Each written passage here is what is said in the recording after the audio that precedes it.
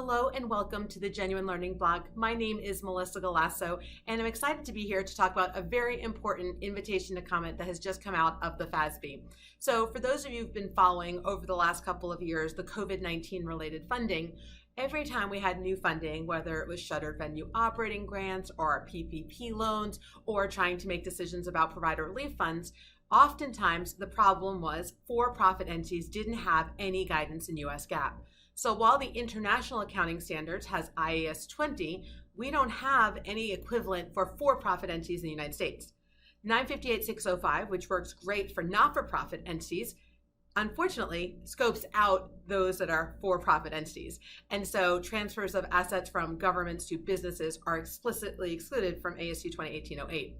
As a result, we've had a gap in GAAP that FASB has decided that they want to address. And given the volume of funds that we have now, and will probably continue to see for some time, FASB has introduced an invitation to comment to talk about government assistance for business entities. And this is a very important standard because we are looking at this invitation to comment to figure out, well, what can we do in terms of making this as easy a transition as possible? And so one of the things that they have been kicking around is that when we look at the alternatives offered by the AICPA during this time, right, for-profit entities had to do some type of accounting for shuttered venues and for provider relief funds and restaurant revitalization. They had to do something. And so they've been given multiple options. They could analogize 958-605, or they could analogize IAS 20.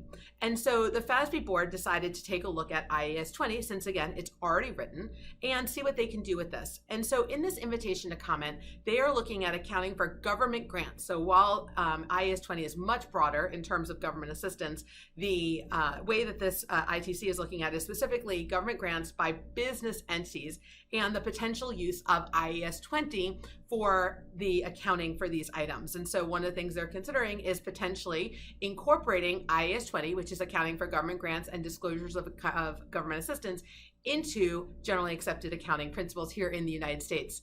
So this was just issued on June 13th and comments are due September 12th. And again, all this is trying to do is address the issue that we currently do not have any guidance for-profit entities on recognition and measurement. We do have guidance on disclosure because that was issued in 2021, but we're really struggling here. And so the purpose of this is not to propose an outcome. In fact, this is an invitation to comment and not an exposure draft. They're not providing information about what they think we should do.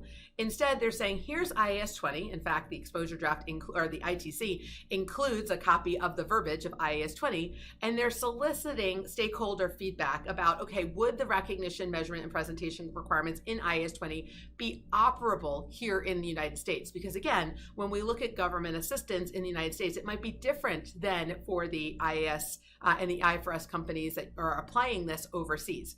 And so they want to understand whether IAS 20, as it relates to, again, government grants, is a workable solution here in the United States. Now, here are the questions that they're asking us to consider. First, are the requirements, including scope and definition of the term government and government grants, understandable and operable in our U.S. environment? Again, it was not written with the U.S. in mind, so is that an operable solution? They also want to ask whether these the requirements improve comparability, because today some entities are applying 958-605 by analogy. Some of them are applying IAS 20, and you get different outcomes. The timing of recognition is different, and in IAS 20, you can net the item against the related expense versus related having to recognize income, which is in 958-605. And so they want to understand, will this improve the comparability of accounting? And then are there any suggestions that we want to make related to IAS 20 and why we would like to do them? So for example, you might look at something and say, hey, I like this for the most part, but these are the two things that I think are not operable. Here are some changes that we might want to make to IAS 20 in order to make it more operable here in the United States. And again, does the requirements provide decision useful information to investors? So they have questions for both preparers as well as investors to understand, would this be helpful? And then, are any current practice issues going to arise when we start to apply IAS 20? Now, we know that there are lots of for-profit, especially SEC companies, who are applying IAS 20 already, but through analogy. The question is, if we mandate this, especially scope, what would be the impact? So they are not looking at disclosures. As I said last year in November of 2021, they issued ASU 2021-10, which is disclosures about business entities, by business entities about government assistance. And since that has already been issued, they are not planning on looking at the IFRS version of disclosures. So when you're looking at IAS 20, you can ignore the disclosures because those are already addressed in US GAAP. Now, as I said, there are no preliminary views. The board has not said what their thoughts initially are, neither has the staff.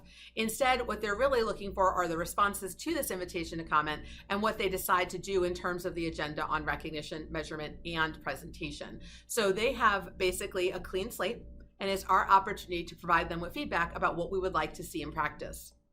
So hopefully you found this very useful and that you might consider providing a little bit of feedback. This is a very important step to close the issues that we have for-profit entities regarding lack of government assistance guidance, and whether this would be the easiest and fastest way, or whether we should try to come up with a US GAAP alternative, or whether there are any cheats and tweaks that we need to make in order to make it more operable.